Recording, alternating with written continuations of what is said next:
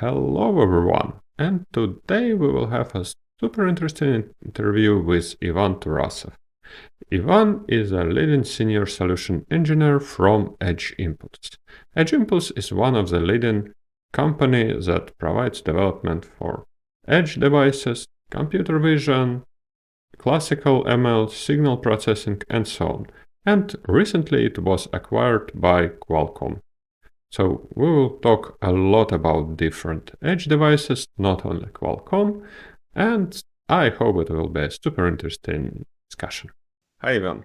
First Hello. of all, I want to congratulate you on being acquired by Qualcomm. It's a really big step for the company. Can you tell a little bit more about EdgeImpuls, how it will change in the near future because of this acquisition, and maybe your role in EdgeImpuls and Qualcomm as well? Of course, yeah, thanks a lot, first of all. So originally, EdgeImpuls was built to provide a platform and tooling for developers to be able to build edge AI applications, and that would range from all kinds of low-power microcontrollers to any sort of Linux devices and computer vision systems, and to remove all the complexity that is involved in this, because this area is at the cross-section of a lot of disciplines like machine learning, but also embedded systems. So now all of a sudden people had to possess a lot of skills to be able to build a device that does some intelligence. So our platform is built to avoid that complexity and let people focus on building use cases rather than figuring out how to compile something. And since we're acquired by Qualcomm, is going to continue being the same. We're going to continue providing tools for people to be able to easily build solutions like that, to be able to use different kinds of hardware, to be able to design different devices, different solutions, and just be free in what they want to come up with. So that's the idea. Our mission stays the same.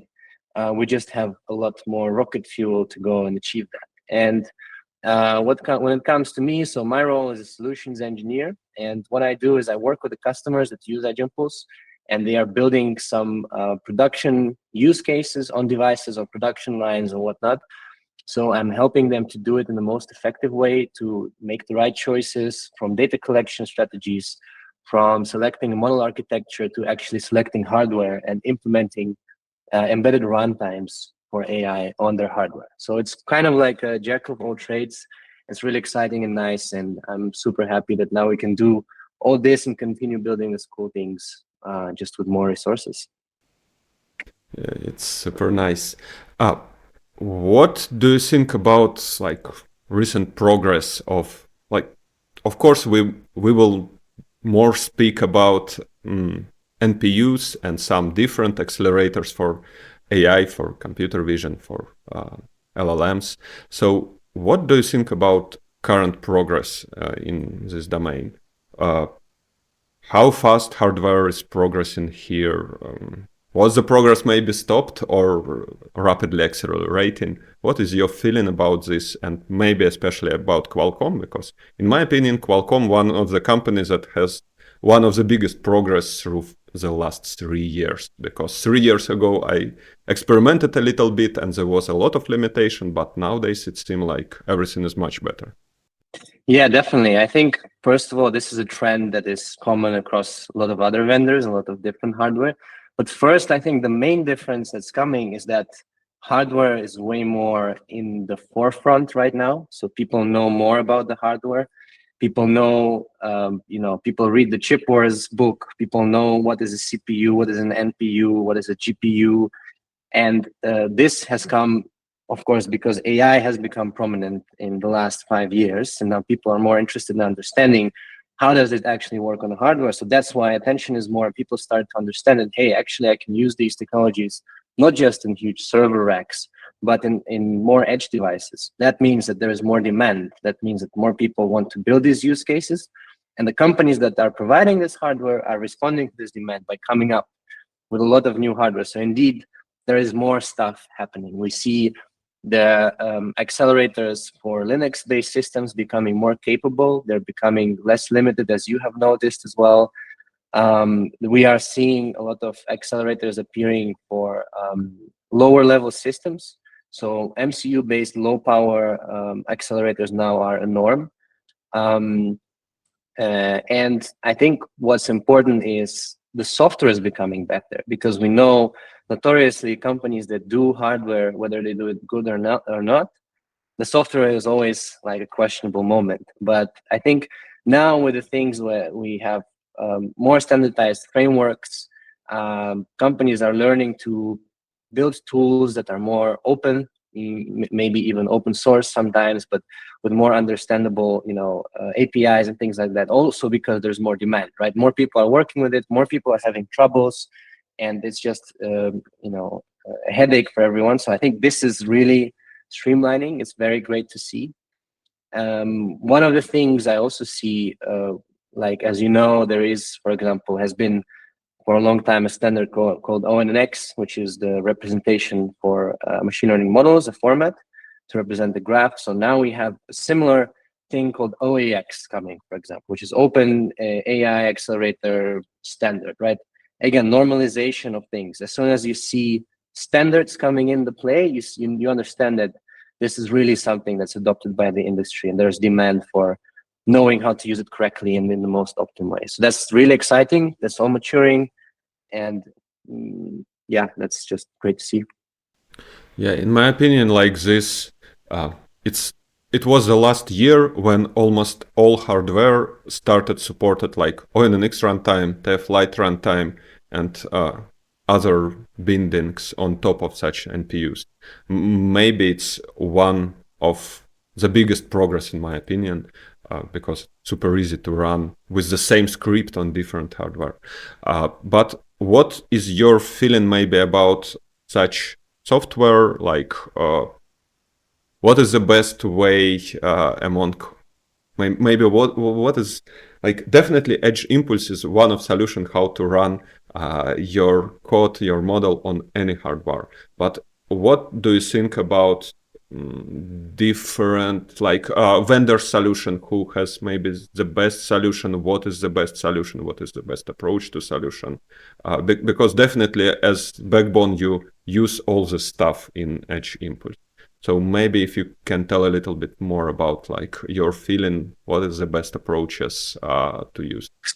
Yeah, I mean, I think I'm not going to say anything new with this, but there's no one size fits all, right? There are a lot of vendors with different hardware, and in the end, it's what fits most your concrete use case, your concrete circumstances, like which hardware is easier to source, or if you know that you're going to be running mostly this particular kind of models, or you're going to be working with a low power device, there is a set of vendors you would look at, right? Like in the end, I would say that all of them have their upsides and downsides. Some of the vendors are not catching up on this trend of making software better. So sometimes it's hard really to use some hardware. But my personal favorite right now is, of course, starting to work with the Qualcomm environment.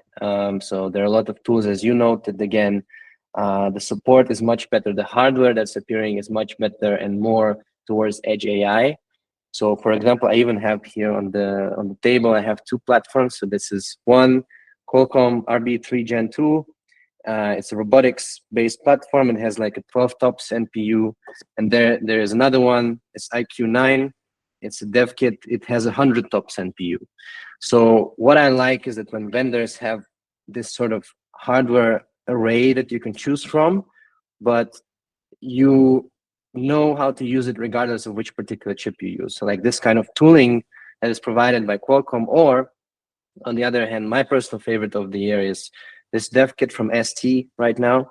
It's based on STM32N6. So this is an MCU-based device. It's an ultra low power and MCU that has a 600 gigaops NPU on board. So you can run battery-powered applications with computer vision now. It's really fun to work with this, and ST has a nice also SDK and everything. So it's a huge ecosystem. So these are my personal favorites, but I also like to see people choosing some more niche, accelerators and seeing what they can do with that.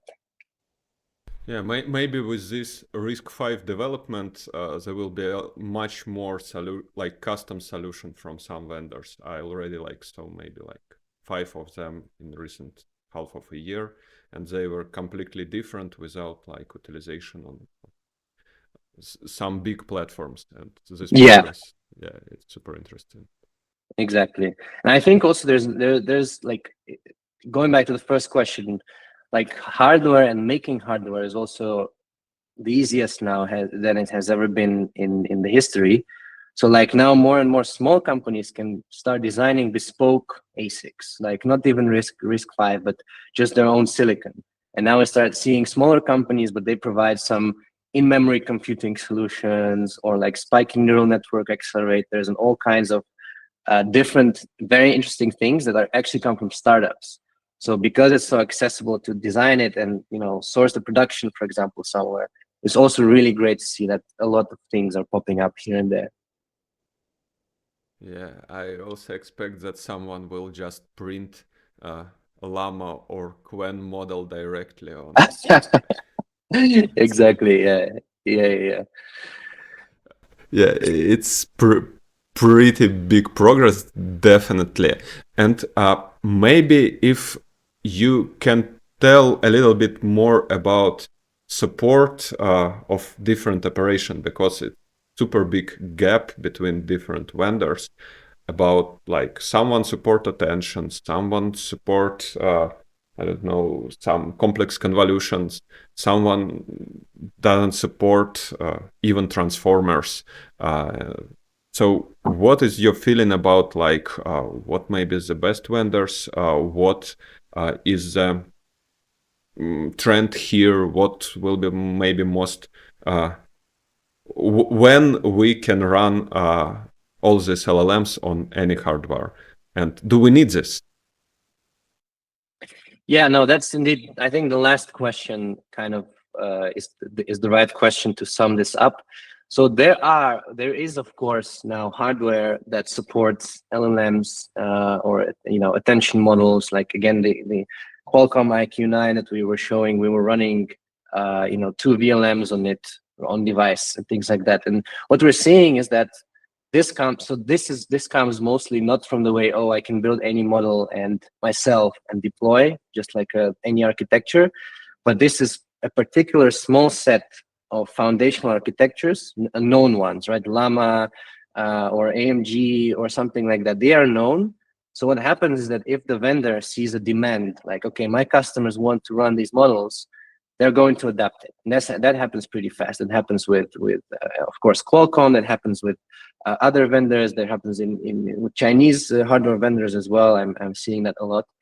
So there is no need so much for supporting an arbitrary architecture. It's more like, do we support A, B, C, D, E, which are now the industry standards? I see that if the vendor sees it's being needed to support, then they do it.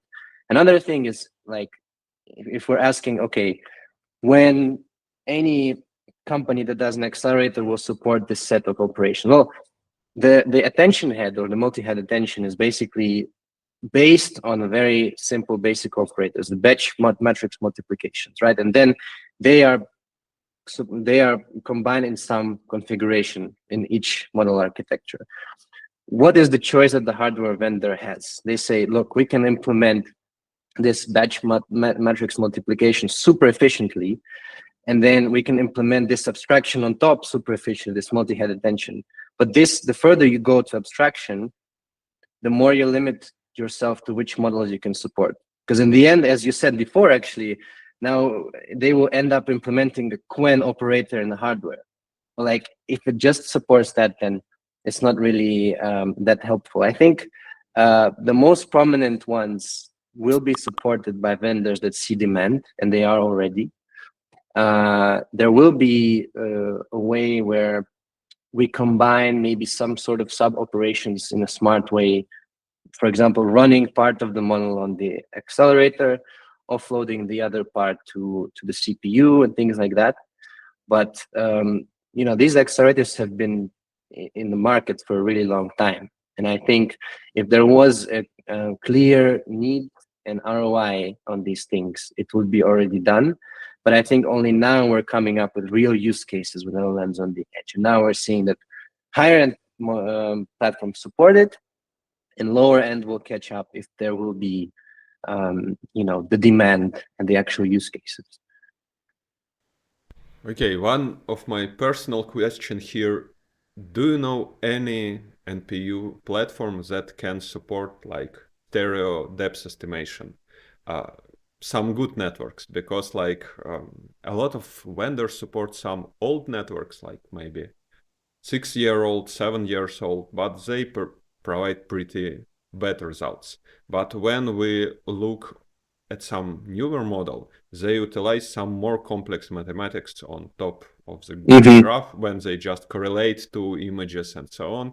But I tried this maybe with almost all existing platforms, maybe except new Qualcomm, and no one of them supports such mathematics. When maybe you know someone who supports such complex architectures. I haven't had to work with this myself. I'm going to be really honest. I don't know. But I'm assuming from what you're saying that some chips or vendors that are focused on robotics should be the ones to support that first, right? I would place my bet on that. I don't know what kind of particular mathematics is the missing part, but things like these platforms, like I will check after if it's possible to do it in that way. But yeah, I'm hoping that in the new release of OAK platform, I don't know if you know OAK-D, then the new camera will be on Qualcomm, and for them it's like crucial to have a good stereo. I hope that maybe they will solve this problem. But for now, I was tried with dozen of platform, and actually like the best solution was just to run this on GPU or CPU. Yeah, but I think it sounds also like a use case for, like we talked before about some companies that are making really, really specific accelerators. So like a company, like a bigger company may not see a lot of demand because it does seem like it's quite a niche application in my understanding at least. But then most likely, like if I were to Google now, there would be some, Swedish startup that made some super specific accelerator to run stereo robotics imaging application. That would be that chip for that one application that probably does exist or will be. That's my feeling. Yeah, I agree. Like around 10 years ago, it was popular, like the math 10 years ago, it was just brute force correlation of small regions between two images. And there was a few companies that just built all the stuff on their chip. But right now, such algorithms that they provide super bad results in comparison with modern network, but no one yet created a good stereo camera with these new networks. And actually, I think it's one of examples where NPU is still like much worse than GPUs and CPUs. Maybe you know some different examples, like when NPU is still can't catch up with GPUs. Well, of course, not necessarily, technically, but like the idea shift of edge at some point becomes on the border of edge and actual, like serious big server grade compute. So for example, if we talk about ADAS or applications like that, like you cannot use things like NPUs because you cannot use them for training, for example, right? So, but that's a little bit like when you start looking things that can run LLMs, you ask yourself, okay, can I train a model there or do something like that? So that's slightly not the same approach. So I'm curious to see if at some point the accelerators will evolve into being able to also do things like back propagation efficiently. Because now these things are so powerful, we start building automotive systems around them, and automotive systems are, plus these use cases of where you want to do on-device learning, for example. So I'd be curious to see if that happens in the next several years. Yeah, I think even today some of companies thinking about this. Recently, I read about some small startup in US, TensorTorrent. They have something like they can utilize the NPU. They more about like server GPUs like slash NPUs, but for them they have some ability to train model as far as I understand. But it's super nice question: is there like direct border between NPU and GPU? Because today when I look at some NPU architecture, actually it's look much closer to maybe old generation GPUs when there was like just a lot of regular processors which can run all mathematics. So do you have some straight like border between GPU or NPU, except maybe like GPU can support OpenGL and OpenCL, classical OpenCL? I would say that in my mind, because there are so many terms like NPU, TPU, and you know, every company decides what they call it another thing. In my mind, I separated by this particular criteria, whether it's an accelerator for inference that is used in edge, meaning an on-premise system for inference. So like edge being a robotics device, or it can be like I don't know, a small industrial PC that runs and covers like a production line with 10 cameras. That's also edge AI for me. But if the purpose of the system is to run inference very fast, I call it an accelerator, an edge accelerator. Yeah. Yeah, in general, I agree, but for server architecture, it became not so simple, maybe. Even like Google TPUs. Yeah. For sure. No, yeah, there's also like things like the Accelera coming up, the Dutch company that are doing both. They started with big cards for you know, industrial PCs. I'm not sure if they do training as well, but they're targeting towards this server grade performance. But now they're also bringing in these you know, cards for embedded devices, for example, for acceleration. So I think the line is like, if there's enough choice and to do cool applications, it doesn't really matter what it's called. It's just if it's working very nice and easy to use, then who cares? Yeah, yeah. What is your general opinion where like all networks and edge like are heading? For example, I watched your video from last Embedded World, and there you like builded two-stage like detection with plus LLM on top of like description object. Do you think like all this edge will move toward more like LLM utilization, like LLM will be on some smallest edge solution, or do you think we will keep this distinguishing between like there will be small convolutional models and bigger LLM for more general task?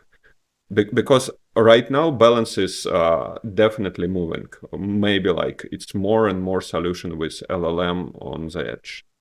Yeah, no, I think what we are seeing indeed is this cascading is actually a really nice tool.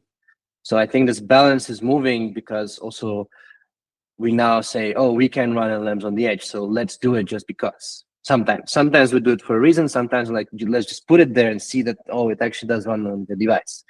So once this sort of, you know, playing will be over, what we will be left with is choices. We can run everything on the edge.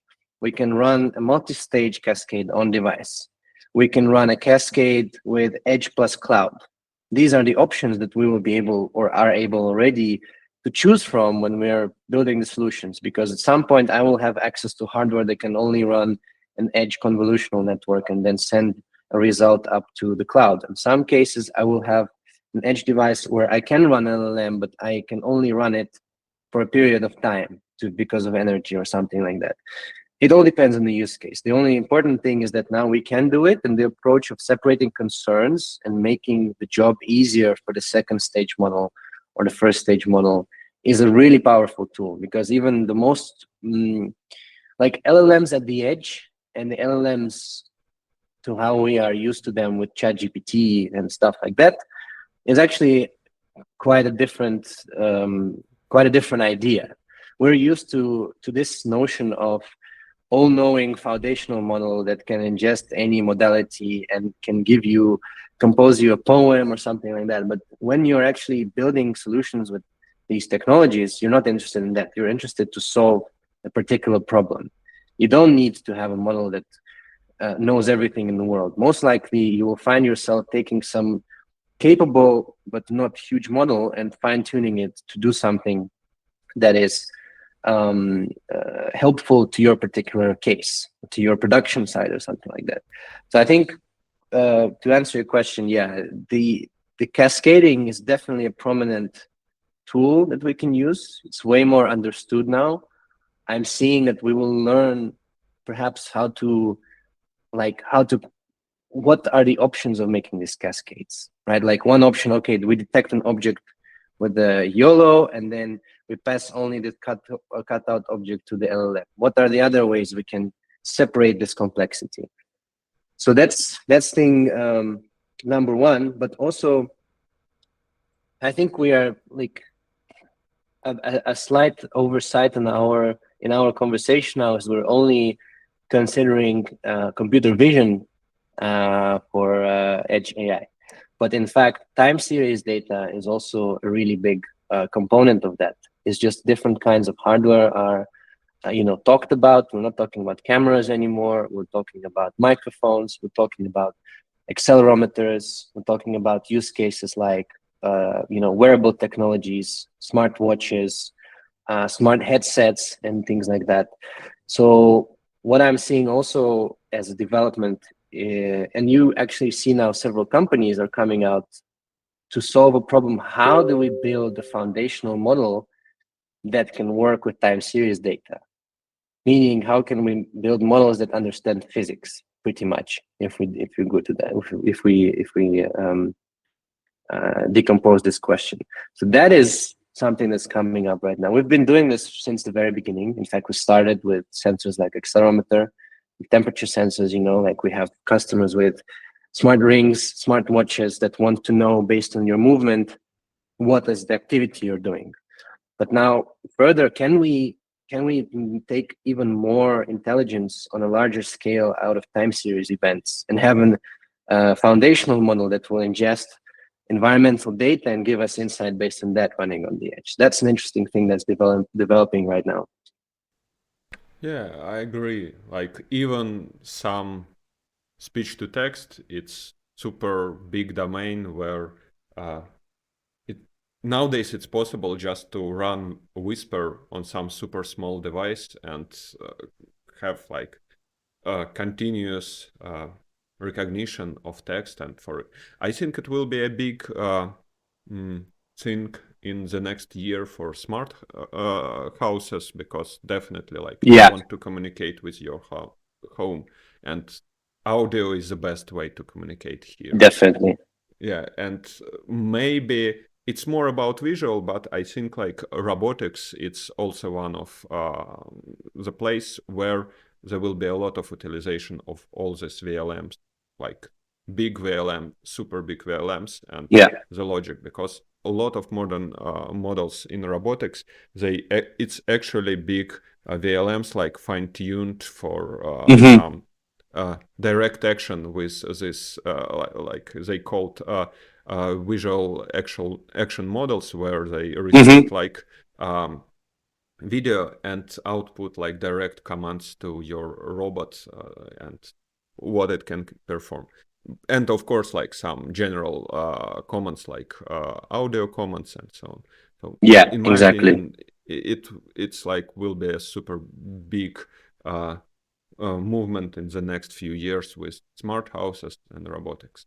Definitely. And I think also another perspective to look at this is we are now just talking about running things on device and running the models. But the question is, how do you come up with these models? How do you fine tune your big model, or how do you create a new edge AI model? The idea and the biggest challenge in all machine learning, and especially in edge machine learning, is data, right? How to get quality data, where to get it from. With vision applications, we already are starting to see synthetic data coming in as a big player in this. You know, we have systems to simulate whole physical worlds and start to capture events, but also some foundational physics systems that will allow us to create data.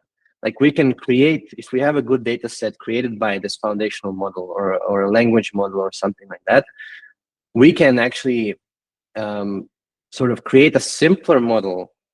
We don't have to run an LLM, but if we have the right data, we can make a model that's very smart. And if you think about it, it's sort of like a knowledge distillation in a way. Like you have a large model that knows everything, you ask it and extract particular things you're interested in, whether that's images or time series, and then you create a smaller and more capable model that's targeted to do a very nice thing. And we see more tools appearing like that. We have tools in EdgeImpuls for that as well right now. So we have tools where you can create a data set for audio synthetically using Whisper, for speech data using 11 Labs model for creating non-speech audio. And now I am hoping to see soon models that will be able to generate time series data like accelerometer or things like that. Yeah, I agree that it's one of the point of progress right now, but it definitely will not work for all cases. Last year, we experimented a lot with this approach, and we found that for some simple task, it can work pretty nice with all this distillation. But when we go to more complex, like classification or especially detection, all this modern big VLM, and specifically in some domain like medical domain or some others domain, they like prediction are still too weak for such complex cases. So, but yes, I think that for simpler cases, we're already at the point where we can use this in production. But for more complex, it will be not there. Speaking of such simplest solution and distillation, what is like your feeling about some small MCU platforms and more where are they heading? Because I don't know, is it possible to run any LLM or VLM on directly on small MCU nowadays? Or will it be more focused nowadays only for convolutional? Because usually it's super tight memory restriction for them. Speed is also not so great. What do you think? Yeah, I don't think we're there yet. I think we are just there now at the moment where the more higher end accelerators are starting to support the LLMs. So this is already great, right? But for the MCU, I think the breakthrough now is that we can run computer vision models at low power. So we don't need that level of intelligence at applications where MCUs are used, because if you're even using an LLM on a device, but you need a lot of supporting infrastructure on a device to run it, to do something with the result, to send it somewhere. I think what we can do now on the MCUs, like as I showed before, this STM32N6 device, we can run a YOLO grade model at 15 to 30 FPS. That's incredible, right? And I think that once we start even understanding what this gives us in terms of use cases, this will be plenty for a coming time. And perhaps again in the coming 10 years we'll see, of course, it will all develop, right? Then we will see lower power, because what's the direction for all of them? Higher end or lower end access, lower power, lower latency, lower memory footprint. So this will all, I think, at some point just converge in one ultimate compute something that will be used everywhere. So, but yeah, to answer your question, I don't see the need. I don't see the capability, but I also don't see the need. For the use cases that these platforms are used for, this is a huge breakthrough right now. Yeah, I agree. Another interesting question about such MCUs is, what is your feeling about quantization and problem related to quantization? Because sometimes it's super hard to quantize some models, and I think that it's now a popular trend to allow users to run their models in FP16 because more and more platforms they allow in this FP16 inference. But what do you think? Like, will it extinct like requirements? Still, a lot of platforms they can work only with int8. Do you think it will extinct, or more like we still will work with quantization? And what is your maybe experience with quantization? Do you think it's a problem right now, or maybe you have already like fully working mechanics how to overcome this? Yeah, that's a very good question. I think it all goes. There's so many moving parts in this because quantization is, of course, just one lever that you can push to try to optimize your solution. But for your quantization to work, you need to have good data, right? So, like what I'm seeing, at least in the use cases we are working with, in terms of computer vision, almost all the cases, quantization to int8 that is happening by default is more than enough. People who are building use cases of edge class don't see a problem in losing a couple percent of accuracy. That's okay. Now, if we talk about time series models, which are not big architectures like YOLO, so it's probably just a couple of fully connected layers or something like that, then it's even easier. It's very straightforward to do that. So I don't see a huge demand for other things. Now, of course, when we go for more complex architectures, it's less straightforward what results this quantization does. It's very different for it affects each operator differently. So like if we talk about model that has 100 different operators of different kind, then it's not so straightforward what happens when you quantize. I at least now see with our use cases, int8 is still enough, but I do see a lot of the 16-bit requests coming in from people because they come and say, as you, like, okay, I'm having trouble, int8 doesn't work, and it's just breaking everything. It's not so ubiquitous, but I am curious to see like which other applications I will get to work with it. Yeah, we had like bad experience with all this int8 quantization maybe in few of our use cases. Sometimes it's worked great, but for some models it's just terrible. But another thing why it may be super important, if you will check how modern VLM visual language model inference framework utilized their models, a lot of them still don't even try to quantize this visual part. Some working with quantized part, but the more recent approach, let's just leave this all in FP16 because it's hard to collect good enough data set to quantize this part. And yeah, exactly. Okay. Also, I think the question is, another approach is, yes, quantization, but I was talking about post-training quantization or training-aware quantization. Usually, in our domain, at least what I'm seeing is it's the post-training quantization. So it gives you less flexibility and awareness of the model to all along.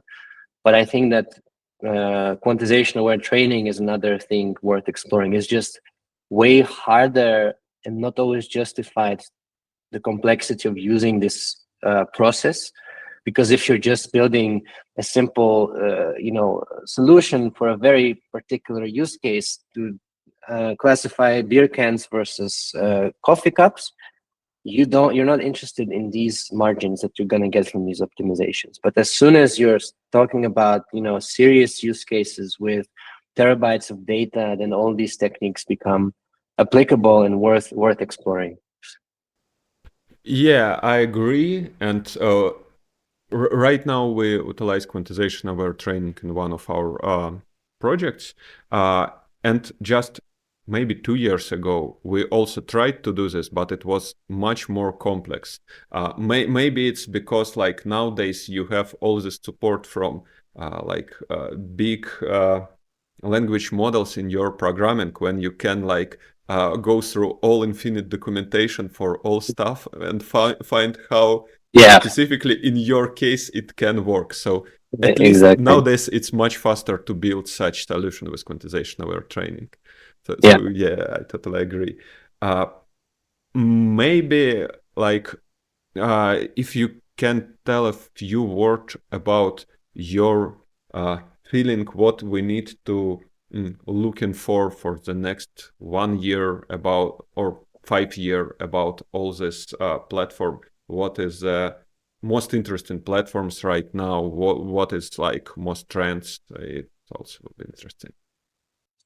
Yeah, so definitely I would look for hardware that is now capable to run these bigger and bigger visual language models. I think when we talk LLMs at the edge in our world, we're talking VLMs now. That's clear. 100% we're working with computer vision. So more capable hardware that can fit in more models. And I think looking for models that are built or how to say fine-tuned for specific areas. Like we're talking industrial, we're talking automotive, like this combination of capable hardware and models that are fit and open. For example, again, going back, Qualcomm, 100 TOPS NPU and an AMG specific model that is, tuned to run on this hardware. These combinations will appear more and more. And out of that, we will see more use cases. So we will see use cases also, for example, agentic or sort of RAG use cases on edge as well. For example, you can imagine not a vision system, but a handheld device as an assistant for a worker at the facility, at an air-gapped facility with complex equipment.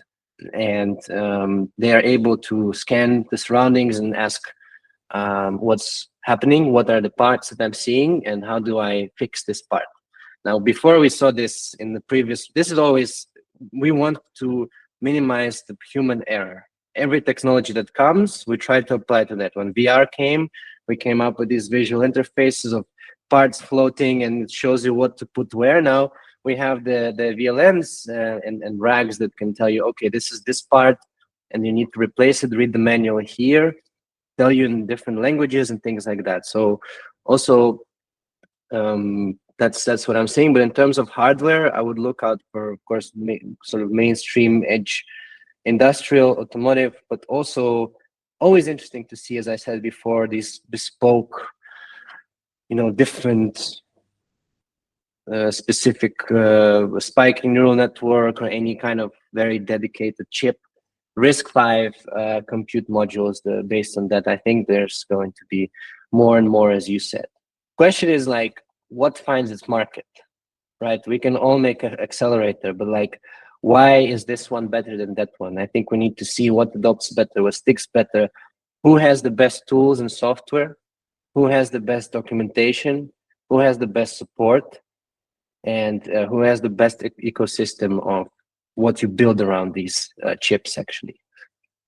Yeah, I totally agree. And each time, like people asking me about what's the fastest platform, what's the best platform, I saying that you need to look at the platform like in the whole, and you should look on support of every part of your pipeline, and it's the most important. But idea with edge agentic devices, it's definitely something new for me, but probably yes, we will see this pretty soon as well. Thank you, Ivan, for such great conversation. It was super interesting. Thank you very much. Thanks, Anton. Thank you. Так, спасибо.